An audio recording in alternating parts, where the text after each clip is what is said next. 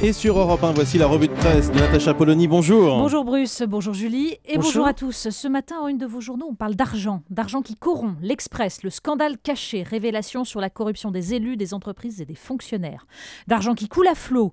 Le Monde, marché boursier, Wall Street retrouve ses plus hauts niveaux historiques. Une euphorie, nous dit le journal, totalement déconnectée d'une économie réelle dans laquelle les investissements sont au point mort et le chômage au plus haut. Enfin, on parle de cet argent passé des poches des contribuables à celles de Bernard Tapie et des doutes de la justice. Le Parisien aujourd'hui en France, la nouvelle affaire Tapie. Et puis il y a les plans sociaux. Mais oui, les ouvriers qui ont manifesté hier contre les licenciements doivent trouver quand même que les unes de ce matin sont à la limite de la provocation.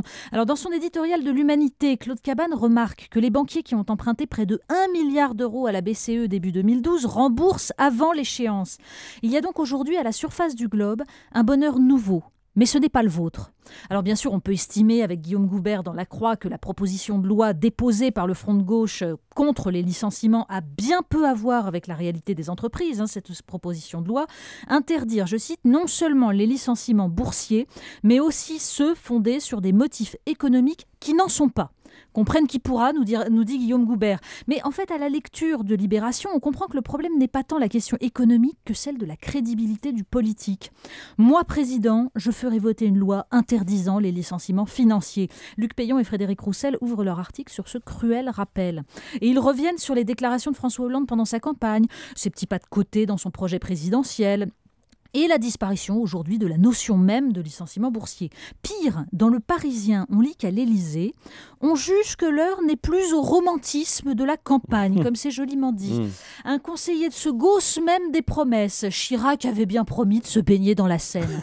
Oui, que l'exécutif assume ses choix économiques, même si on peut penser qu'il nous envoie dans le mur, très bien. Mais des phrases comme celle-là signent un peu plus la trahison de la démocratie et du vote des citoyens. Le mariage pour tous à l'Assemblée, ça y est, c'est parti. Le débat a commencé. Oui, comme l'écrit Laurent Baudin dans l'Alsace, heureusement qu'il y a le mariage pour tous pour occuper président, gouvernement et parlement. Sinon, il leur faudrait s'attaquer au problème majeur des Français, à savoir l'emploi. Et le débat parlementaire promet d'occuper. Chacun note le petit jeu classique de l'obstruction, avec une palme pour les amendements déposés par le député d'extrême droite Jacques Bompard. Le Monde en donne la liste. Légalisation du mariage polygame pour, je cite, supprimer toute forme de discrimination. Attribution à l'enfant du prénom de l'officier d'état civil qui reçoit la déclaration, etc., etc. On s'amuse bien à l'Assemblée. Mais le Figaro pointe une autre disposition en marge du débat. Mère porteuse, Taubira ouvre une brèche. En fait, la ministre de la Justice a publié vendredi une circulaire recommandant de délivrer la nationalité française aux enfants nés à l'étranger d'un père français ayant utilisé la gestation pour autrui. Pas une légalisation, plaide le ministère, mais un contournement de la jurisprudence de la Cour de cassation, nous dit le journal, et un usage de la circulaire qui permet de contourner la loi. Avec cette question essentielle, des enfants naissent par GPA à l'étranger, c'est un fait. Mais est-ce que le fait dicte le droit? Et puis il y a le droit de vote des étrangers. On a eu une illustration tout à l'heure sur Europe 1 de ce débat extrêmement houleux entre Jean-Vincent Placé et Christian Estrosi. On en parle aussi dans la presse. Oui, puisque décidément, le sociétal s'invite aujourd'hui pour masquer le social. La sortie de Jean-Marc Ayrault sur le droit de vote des étrangers fait jaser. Dans Libération, on ironise. Une connerie ou une cagade, voire un drone sorti de nulle part ou un ovni.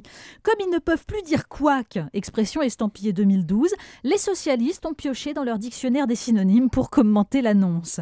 Alors pour ce qui est du fond, on peut lire l'entretien avec Tariq Yildiz, chercheur au Centre des recherches sociologiques et politiques de Paris sur le site atlantico.fr. Lui plaide pour la naturalisation comme mode d'intégration. En France, nous dit-il, nous avons toujours fait un lien entre la nationalité et le fait de s'occuper de la chose publique. Mais le risque serait surtout, selon lui, de créer de nouveaux clivages et de focaliser sur des populations qui, pour la plupart, dit-il, n'en demandent pas tant. Un débat houleux, ça n'empêche pas de prendre de la hauteur. Oui, et cette question de la nationalité est cruciale dans des sociétés postmodernes qui vantent le nomadisme, l'abolition des frontières. Alors je vous renvoie au site Rajmag, qui publie un nouveau texte inédit du philosophe Jean-Claude Michéa, cette fois sur le rapport entre l'universel et le local. À la fois contre le dogme de la libre circulation qui ne favorise que les plus riches et contre le repli identitaire sur le territoire et la tribu. C'est une perception de l'ancrage territorial qui ouvre à l'autre un texte essentiel. Le clin d'œil du jour. Le Huffington Post nous apprend que la grossesse de Kate Middleton a provoqué une augmentation de 60% des ventes de tests de grossesse en Angleterre. Alors, pour relativiser l'attachement des Britanniques au modèle royal, il faut avouer que les sociologues ont aussi prédit un accroissement du nombre de naissances en 2013 grâce aux Jeux Olympiques, au Jubilé de la Reine et à la trilogie SM 50 nuances degrés. Comme quoi, en France, on est pessimiste, on se focalise sur les licenciements, PSA, Renault, alors qu'il suffit de lire un mauvais livre ou un article sur Kate Middleton dans la presse People pour aspirer au bonheur. Merci Natacha Polony. Dans un instant, Nicolas Canteloup sur Europe 1.